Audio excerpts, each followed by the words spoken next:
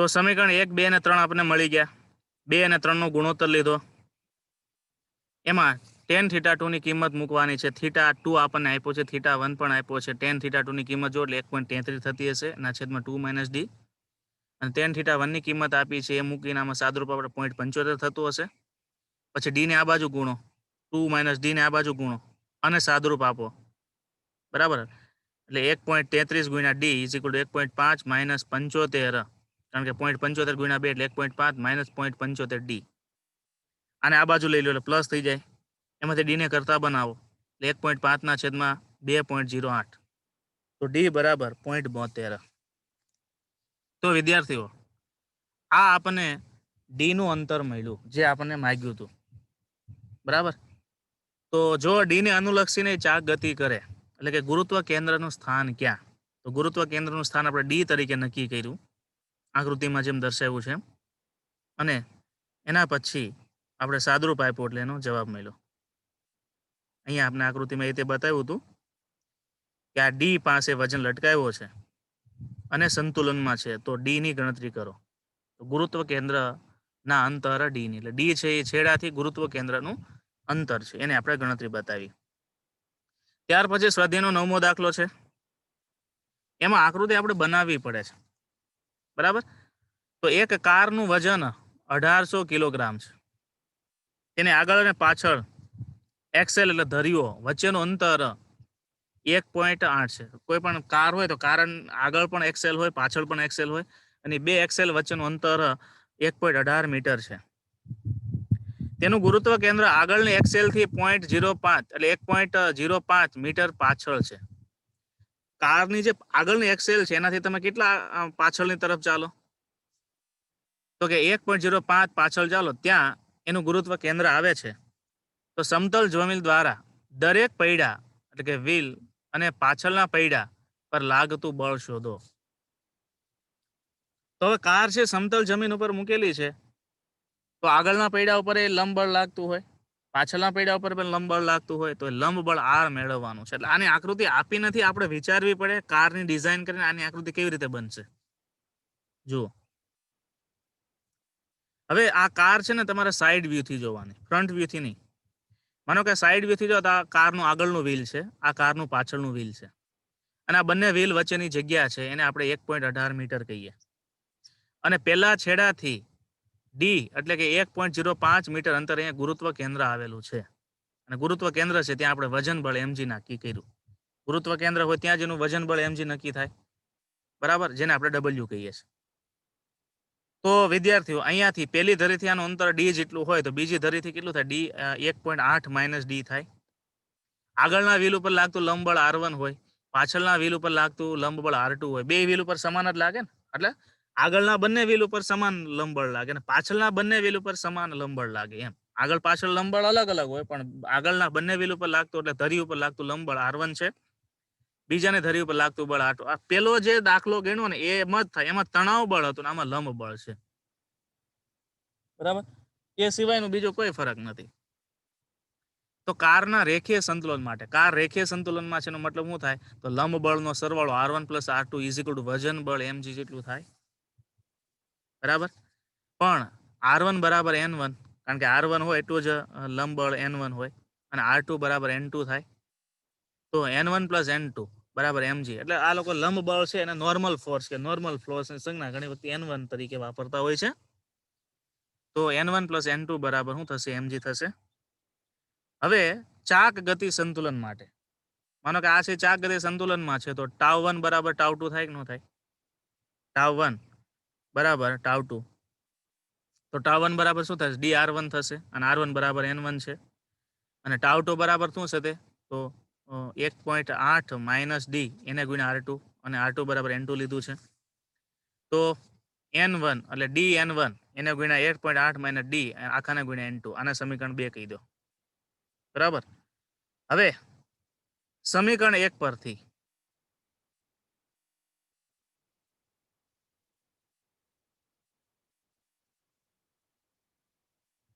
તો સમીકરણ 1 પરથી કઈ રીતે, તો એમાંથી તમે આ n2 ને કરતા બનાવો.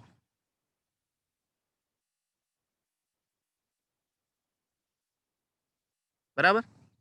એટલે આમાં એવું કરવું પડશે કે એવું કરો કે ભાઈ એક મિનિટ N2 અથવા હા N1 ને કરતા બનાવો. N1 ને કરતા બનાવો એટલે શું થશે? Mg માઇનસ N2 થઈ જશે.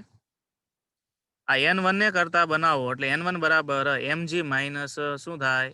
N2 અને એ કિંમત અહીંયા મૂકી દો. એટલે અહીંયા N1 ની જગ્યાએ Mg માઇનસ N2 એને ગુણ્યા D બરાબર. અને આમાં 1 માઇનસ 1.8 માઇનસ D એને ગુણ્યા N2 તો છે એટલે આખું સમીકરણ N2 માં થઈ ગયું. આનું સાદરૂપ આપશો એટલે તમને N2 ની કિંમત મળશે. સાદરૂપ તો તમને આવડે ને મારે આપતા. N2 ની કિંમત મળી.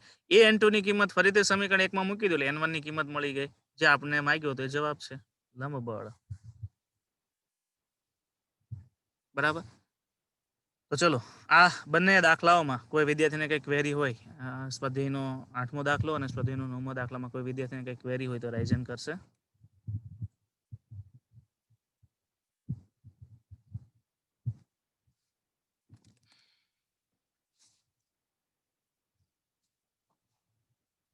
છે કોઈને કઈ ક્વેરી?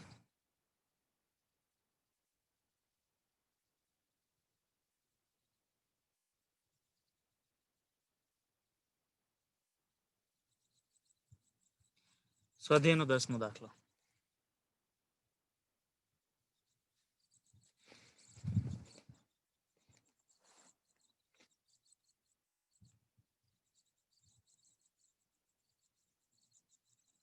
ગોળાના સ્પર્શકને અનુલક્ષીને ગોળાની જડત્વની ચાક માત્રા મેળવો. કોઈ ગોળો છે, ગોળાના મધ્ય બિંદુમાંથી પસાર થતી અક્ષને અનુલક્ષીને જડત્વની ચાક માત્રા આપણે મેળવી હતી, પણ સ્પર્શકને અનુલક્ષીને જડત્વની ચાક માત્રા મેળવી તો આપણે પ્રમેય લગાવવું પડે.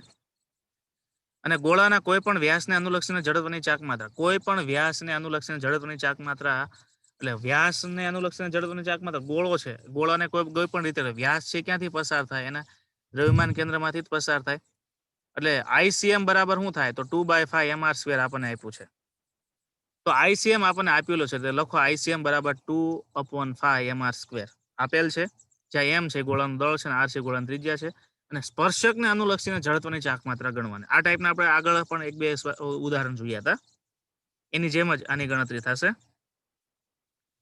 તો ICM આપણે કેટલું આપ્યું છે? 1/5 એટલે 2/5 mr². બરાબર. અને બંને ભ્રમણાક્ષ વચ્ચેનું અંતર કેટલું થાય? ત્રિજ્યા R જેટલું થાય. તો આમાં કયું બે અક્ષ કેવી છે? અને સ્પર્શકને તમે સ્પર્શકની દિશાને અનુલક્ષીને જડત્વની ચાક માત્રા વિચારો. સ્પર્શકને અનુલક્ષીને તો સ્પર્શક છે એ વ્યાસને કેવી હોય? સમાંતર. એટલે સમાંતર અક્ષનું પ્રમેય લાગુ પાડતા. તો સમાંતર અક્ષનું પ્રમેય લાગુ પાડતા I ડેશ બરાબર ICM પ્લસ mr². બરાબર. ICM ની કિંમત 2/5 mr² મૂકવાની છે પ્લસ mr² નું સાદરૂપ આપો એટલે 7/5 mr². એ I ડેશ ની કિંમત થશે. બરાબર. Answer number A. બુટાણી અંશભાઈ મોઢું બોઢું ધોઈ લો એટલે ઊંઘ ન આવે, બગા આવે છે. તો answer number A. Answer number B માં જઈએ. M દળ અને R ત્રિજ્યાની એક તકતી છે, ગોળો નથી. ને તેના કોઈ પણ વ્યાસને અનુલક્ષીને જડત્વની ચાક માત્રા 1/4 mr² છે. તકતીની કોઈ પણ વ્યાસને અનુલક્ષીને જડત્વની ચાક માત્રા 1/4 mr² છે. તકતીને લંબ અને તકતીની ધાર ના પરના બિંદુ. હવે એક તો તકતીને લંબ છે અને તકતીની ધાર. એટલે માનો કે આ મારો હાથ છે, તકતી છે, બરાબર. તો તકતીને લંબ એટલે આ લંબ અને ધાર એટલે અહીંયા આમ. એટલે હવે આમ રાખીને આમ તકતી ફેરવવાની કે. એટલે માનો કે તમારી પાસે એક તકતી હોય ને, તકતીના એક છેડે તમે હોલ કરી દો, હોલમાં નાખીને આમ ફેરવો તો કેમ તકતી ફરે? બરાબર. એ રીતે અનુલક્ષીને જડત્વની ચાક માત્રા કેટલી?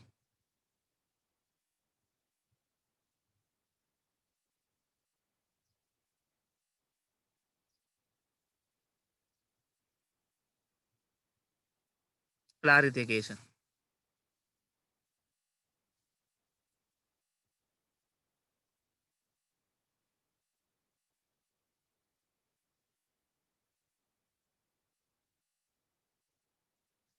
હવે અહીંયા છે ને મેં એક એક્સ્ટ્રા કિસ્સો પણ લીધો છે. પેલા વિભાગ છે ને એ તમારી સ્વાધ્યાયના બુકમાં આપ્યો એ પ્રમાણ નથી, પણ મેં જે નીટના MCQ ના આધારે પૂછ્યું. માનો કે તમને એમ કે તકતીની ધાર અને વ્યાસને સમાંતર અક્ષને અનુલક્ષીને જડત્વની ચાક માત્રા કેટલી? તો આ પહેલો વિભાગ આવશે.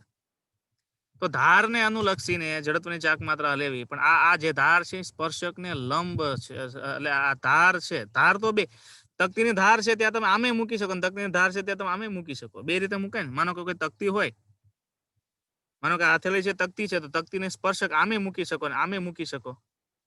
બરાબર, આપણે પૂછ્યું છે આવી રીતે. બરાબર, કે તકતીને સ્પર્શક હોય પણ એના સમતલને કેવું હોય? લંબ. પણ મેં પહેલા વિભાગમાં ગણતરી એવી કરી છે કે તકતીના સ્પર્શક હોય, ધારને સ્પર્શક હોય પણ એના સમતલને સમાંતર હોય. બરાબર, તો એને અનુલક્ષીને જડત્વની ચાક માત્રા કેટલી? તો પેલા આપણે એટલે આ જે છે ને અહીંયા તમારે એક્સ્ટ્રા એમ લખી નાખવાનું, આ જે વિભાગ છે ત્યાં. તો આઈડીએસ બરાબર એમાં, કારણ કે એમાં તો સમાંતર અક્ષ પ્રમેય લાગે. ICM plus MR square. ICM કેટલું? 1/4 MR square plus MR square, એટલે આ 4 ને અહીંથી છેદ ઉડાડો એટલે આની સાથે ગુણાકારમાં લ્યો એટલે 5/4.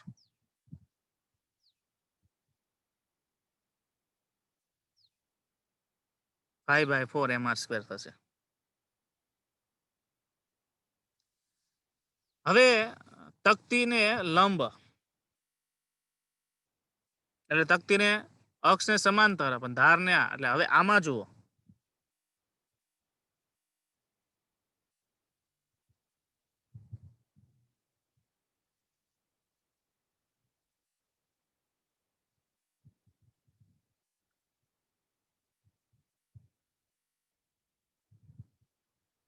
તકતીની ત્રિજ્યા, એક મિનિટ હું ટેલી કરી લો. એમ દળ અને આર તકતીની ત્રિજ્યા તેના કોઈ પણ વ્યાસને અનુલક્ષીને જડત્વની ચાક માત્રા એટલી છે. કોઈ પણ વ્યાસને અનુલક્ષીને જડત્વની ચાક માત્રા એટલી છે.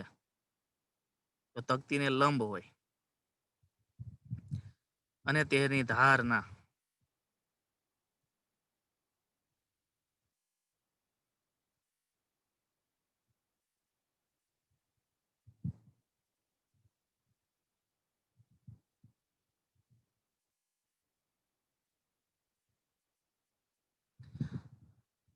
અહીંયા છે ને વ્યાસને અનુલક્ષીને જડત્વની ચાક માત્રા એટલી આપી છે,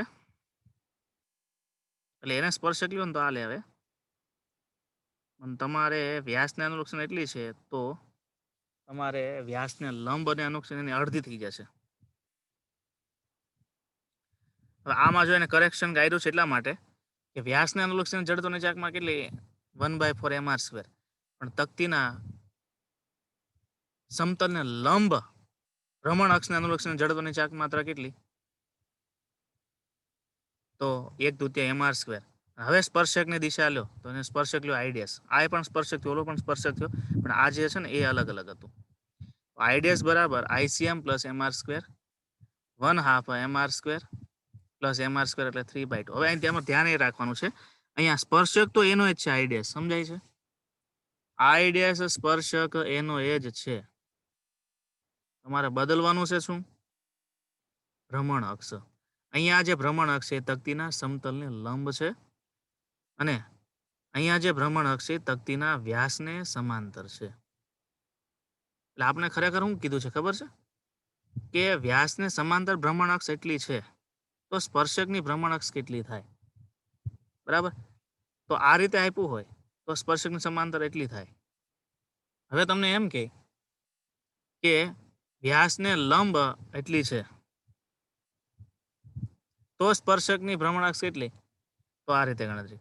એટલે હવે તમને કયા કિસ્સામાં એ પૂછે છે એના આધારે તમારે ગણતરી કરવાની થાય.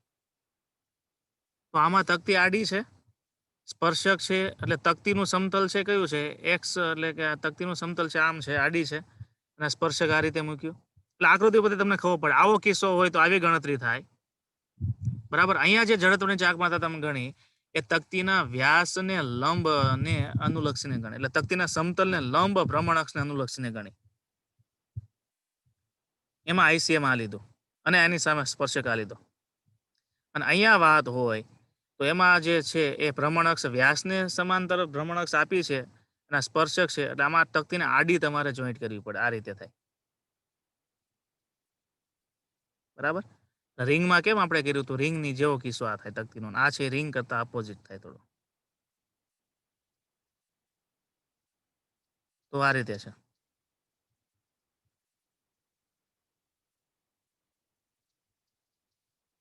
આગળ સ્વાધ્યાયનો 11મો દાખલો ગણીએ.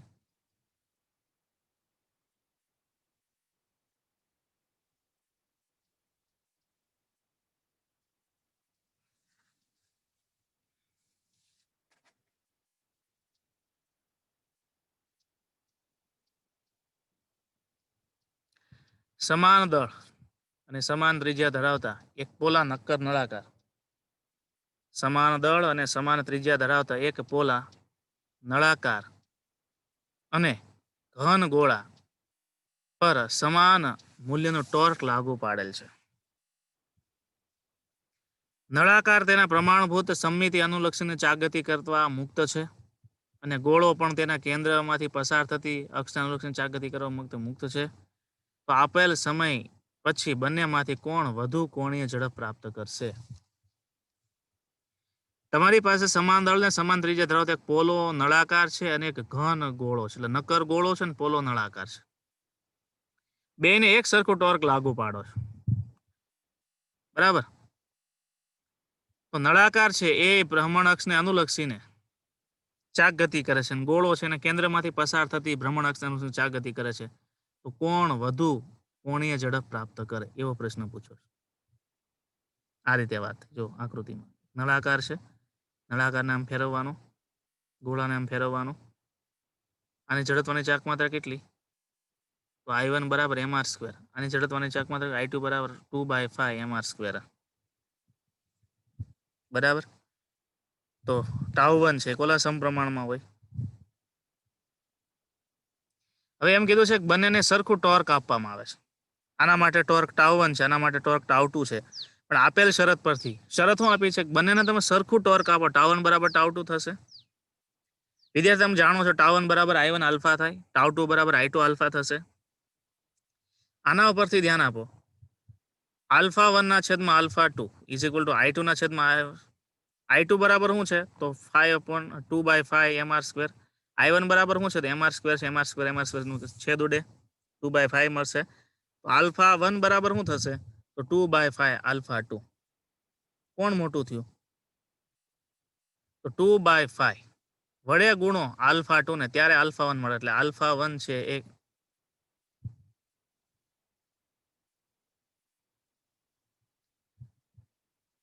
કોણ મોટું થાય?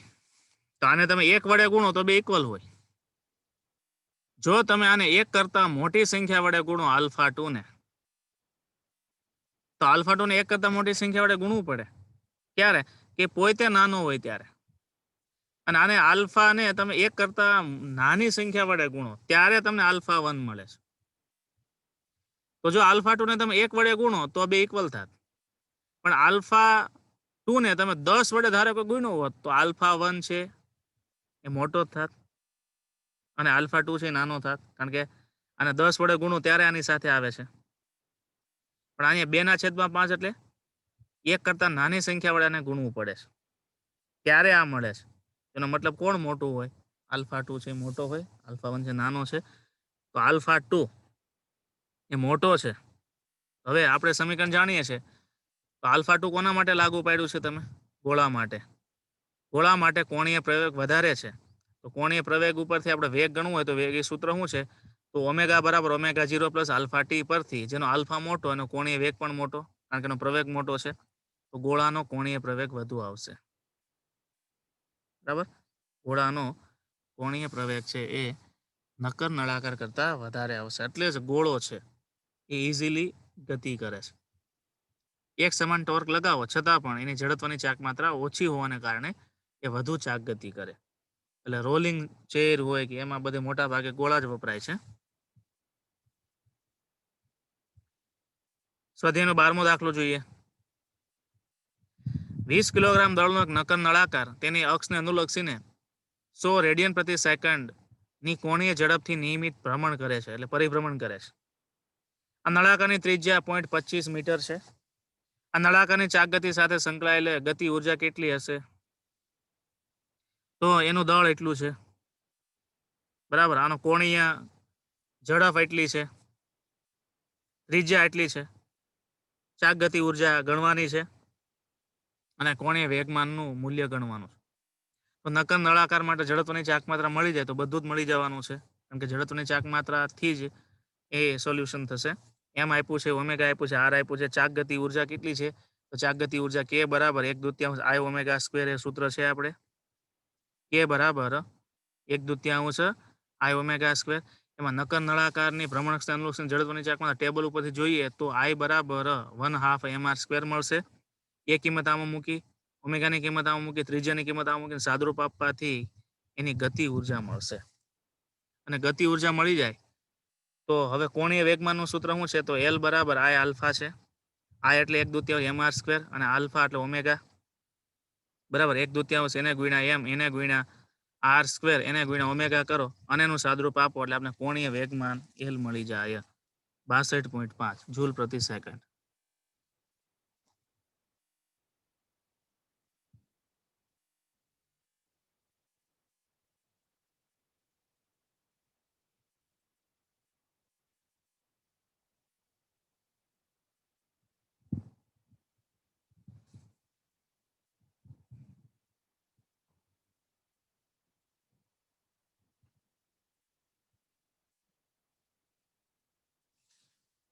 સ્વાધ્યાયનો 13મો દાખલો.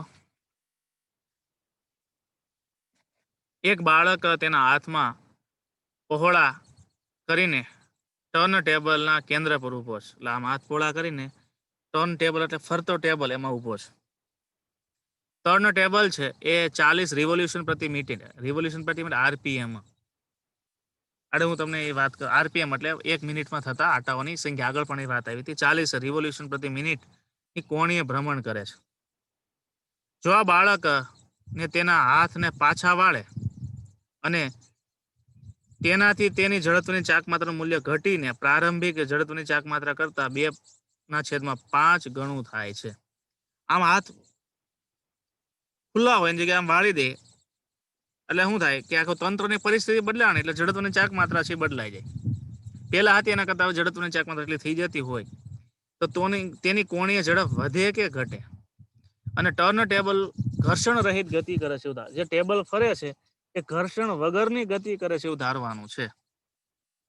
પેલા હાથ આમ છે અને પછી હાથ આમ કરી દે તો એ ટેબલની ગતિ વધે કે ઘટે એવો પહેલો જવાબ આપની પાસે માંગ્યો છે. તો ચલો પહેલા કિસ્સામાં શું છે? ω1 બરાબર 40 આરપીએમ, I1 બરાબર I અને I2 બરાબર, હવે જ્યારે હાથ વાળી દે છે ત્યારે I2 બરાબર શું થઈ જાય છે? 2/5 I1. એટલા ગણું થયું ને, પેલા કરતા એટલા ગણું થયું એટલે 2/5 I1 કહેવાય. અને ω2 કેટલું? પેલી જડત્વની ચાક માત્રા આપેલી છે. હવે બીજી જડત્વની ચાક માત્રા હોય ત્યારે બીજી કોણીય ઝડપ કેટલી આપણે ગણવાની છે. તો કોણીય વેગમાન સંરક્ષણના નિયમ પરથી, કોણીય વેગમાન સંરક્ષણનો નિયમ શું? તો L1 બરાબર L2. L1 એટલે શું થશે વિદ્યાર્થીઓ? I1 ω1 અને L2 બરાબર I2 ω2 થશે. ચલો ω2 ને કરતા બનો એટલે I1 ના છેદમાં I2 એને ગુણ્યા ઓમેગા થશે. હાલો I1 I2 ની કિંમત મૂકો. I1 તો I1 જ છે અને I2 બરાબર શું છે? તો 2/5 I1 છે. 2/5 છેદનો છેદ અંશમાં લઈ જાઓ એટલે 5 ના છેદમાં 2 એને ગુણ્યા I1. 40 ની કિંમત મૂકી ઓમેગા એટલે બરાબર. તો આમાંથી 2 ને 2 ના છેદ ઉડે 5 ગુણ્યા 1 I ગુણ્યા 5 એને ગુણ્યા 2 નો જવાબ આપો એટલે 100 મળે. તો ω2 બરાબર 100 આરપીએમ.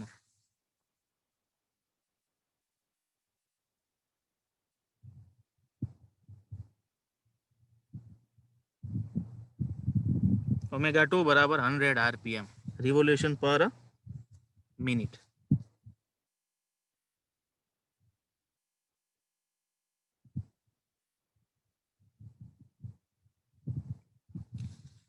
હવે બીજા વિભાગમાં છું એટલે આ શું થયું કે હાથ પકતા હતા એની જગ્યાએ હાથ ભેગા કર્યા એટલે શું થયું?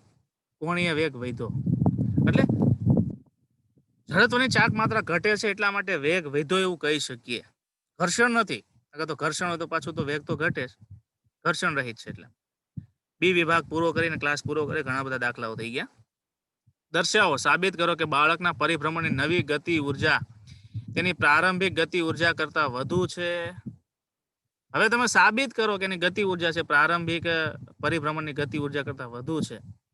અને ગતિ ઉર્જામાં થતો ફેરફાર તમે કેવી રીતે સમજાવશો? સીધી વાત છે, 40 ની ઝડપથી જે પરિભ્રમણ કરતો હતો એની જગ્યાએ હવે એની ઝડપ કેટલી થઈ ગઈ? 100 ની. એટલે પ્રારંભિક કરતા અંતિમ ગતિ ઉર્જા વધી ગઈ. પણ આ ગતિ ઉર્જા શું કામ વધી એનું કારણ સમજાવો. તો કે જડત્વની ચાક માત્રા ઘટવાથી. તો કે જડત્વની ચાક માત્રા શું કામ ઘટી? હાથ જ્યારે લાંબા રાખો ત્યારે શું થાય? ત્રિજ્યા આર વધી જાય કે ન વધે? એ હાથ ભેગા કરી દો આર ઘટી જાય કે નહીં? દળ એનું છે, પણ ત્રિજ્યામાં ફેરફાર થવાને કારણે જડત્વની ચાક માત્રામાં ફેરફાર થયો.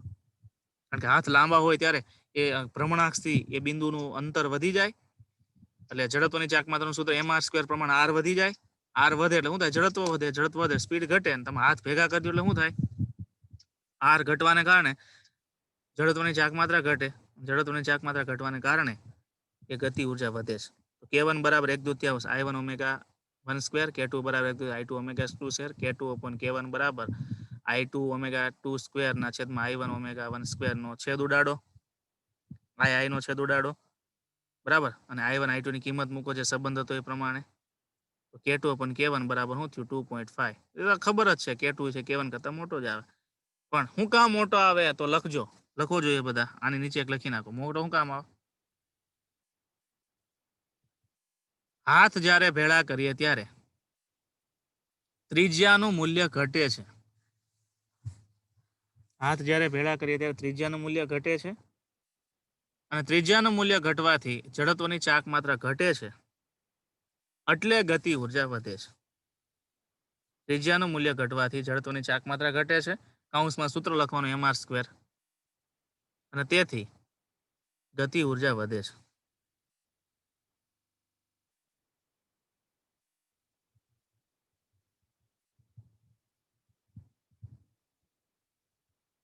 પછી વિદ્યાર્થી એક નોંધ છે, રેખીય પ્રવેગ અને કોણીય પ્રવેગ વચ્ચેનો સંબંધ. રેખીય વેગ અને કોણીય વેગ વચ્ચેનો સંબંધ શું છે? તો કે v બરાબર r ઓમેગા.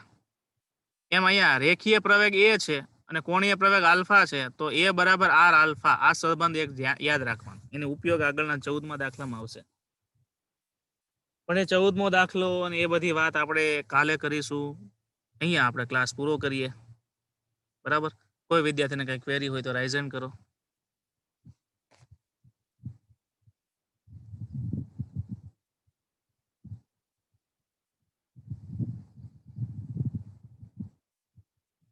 હા જોલિયાભાઈ બોલો.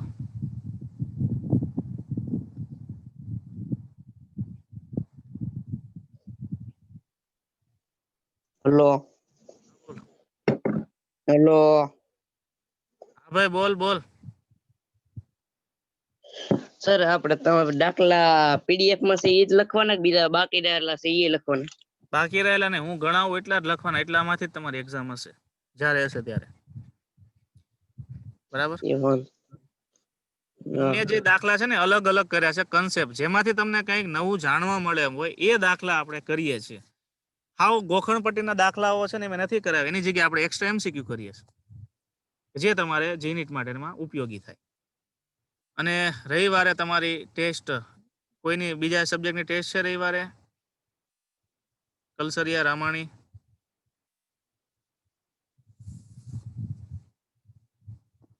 હા મિતુલ, કોની છે રવિવારે ટેસ્ટ?